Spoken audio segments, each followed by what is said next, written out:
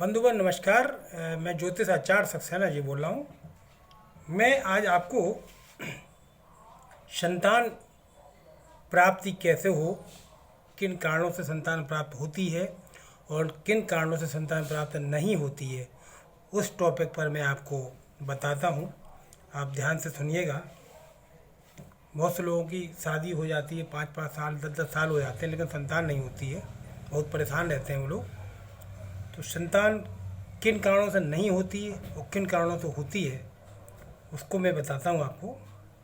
क्योंकि संतान प्राप्त होना सभी नवदंपतियों के लिए वरदान माना गया है। नवदंपति के लिए, जिन दंपति की संतान नहीं होती है उनको मोक्ष भी प्राप्त नहीं होता है, ऐसा वेदों में लिखा गया है। माता पिता को पितृ ऋण उतारने के लिए संतान उत्पन्न कराना अनिवार्य होता है।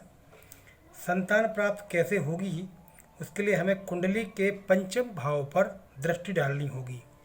पंचम भाव बंधुगण आप जानते ही हैं, ये मैंने लिखा हुआ है। ये 1 number, 2 number, 3 number, 4 number, 5 number. ये जो 5वां घर होता है बंधु, ये संतान का होता है। किसी भी जातक की कुंडली, चाहे वो स्त्री की हो चाहे वो पुरुष की हो, ये घर संतान का होता है। इस घर से विद्या भी प्राप्त की जाती है और संतान भी प्राप्त होता है, प्रेम भी इससे उत्पन्न होता है। इस घर को देखा जाता है। संतान प्राप्ति में पति पत्नी दोनों के ग्रहों का योगदान होता है। दोनों की कुंडली अध्ययन किया जाता है, पति की और पत्नी पे, दोनों की इस घर को देखा जाता है। इस घर में किस ग्रह की दृष्टि पड़ती है वो भी देखा जाता है। संतान प्राप्ति में पुरुष का वीर और स्त्री का रज दोनों का सक्रिय शक्तिशाली होना आवश्यक है, तभी संतान प्राप्त होती है। कुंडली में पुरुष के वीर का कारक मंगल होता है। स्त्री कुंडली में रज के कारक शुक्र होता है। साथ ही गर्भ में स्थित शिशु की रचना पालन पोषण के लिए ईश्वर की कृपा अर्थात गुरु का शक्तिशाली होना भी परम आवश्यक होता है।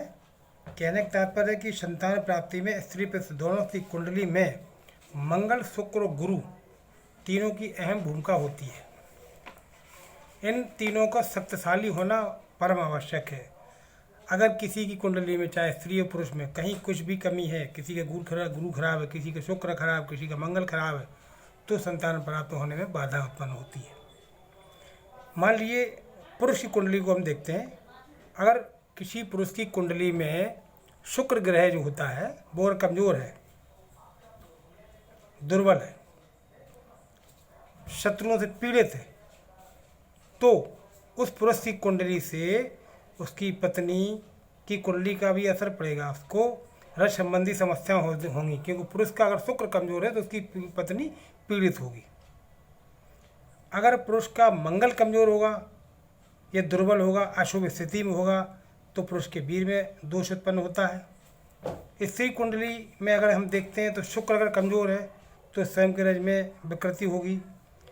अगर उसका मंगल कमजोर है स्त्री कुंडली में तो उसके पति के वीर में दोष उत्पन्न होता है। संतान की जो समस्या होती है उसके संबंध में किसी एक कुंडली से भी जानकारी की जा सकती है। पुरुष की कुंडली से भी जानकारी हो जाएगी उसके मंगल, शुक्र, गुरु को देख के, और स्त्री कुंडली है तो उससे भी पता चल जाएगा कि शुक्र, मंगल और गुरु कैसा है। इसके अलावा जन्म कुंडली में पंचम भाव, पंचमेश, 5वें भाव पर दृष्टि रखने वाले ग्रह मंगल, शुक्र, गुरु की सकारात्मक स्थितियां संतान प्राप्ति के लिए आवश्यक समझी जाती हैं। शर्त होनी चाहिए, लग्न से पंचम भाव तथा उसका स्वामी पाप रहित एवं शक्तिशाली होना चाहिए। 5वें घर में जो राशि लगी है उसका स्वामी कौन है, क्या नंबर डला है। इसमें तो 5 डला है, आपकी कुंडली में कुछ और भी हो सकता है, 7, 8, 9, 10 भी हो सकता है। उसका स्वामी किस स्थिति में है वो भी देखा जाएगा। और चंद्र से पंचम, जहाँ कुंडली में आपके चंद्रमा बैठा है, उस चंद्रमा से भी 5वें भाव में जो ग्रह बैठा है उसका स्वामी शक्तिशाली होना चाहिए, पाप रहित होना चाहिए। इसके अलावा मंगल, शुक्र, गुरु का किसी भी प्रकार से पंचम भाव, पंचमेश अथवा उन पर जिन ग्रहों की दृष्टि हो या उनका संबंध बनता हो, तभी संतान उत्पत्ति होती है। आपकी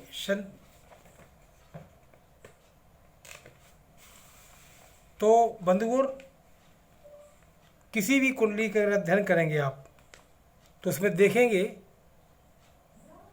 अगर 5वें घर का मालिक कमज़ोर है, नीच राशि में है, मान लीजिए ये 5 नंबर डला है, इसका स्वामी सूर्य हुआ।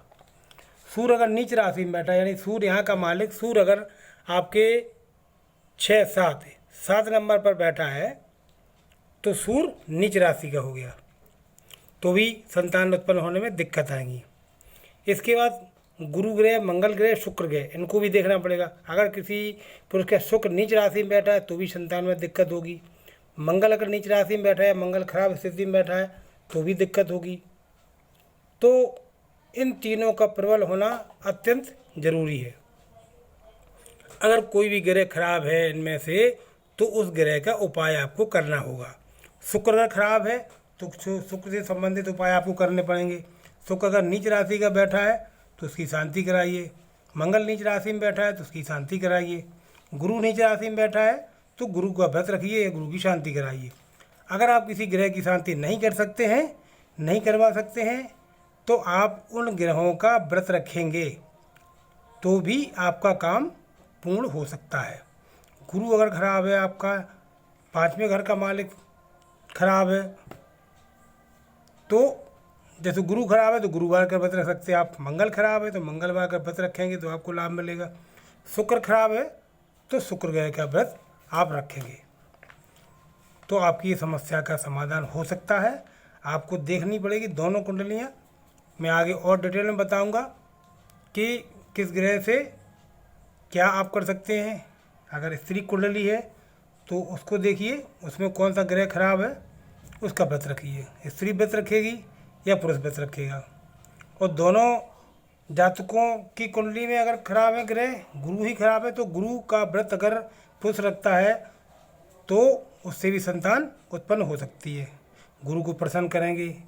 आपकी स्त्री भी अगर गुरु का व्रत रखेगी तो भी संतान उत्पन्न हो सकती है। आज की मैं वीडियो यहीं समाप्त करता हूँ। मैं अगली वीडियो में आपको फिर बताऊँगा संतान के बारे में।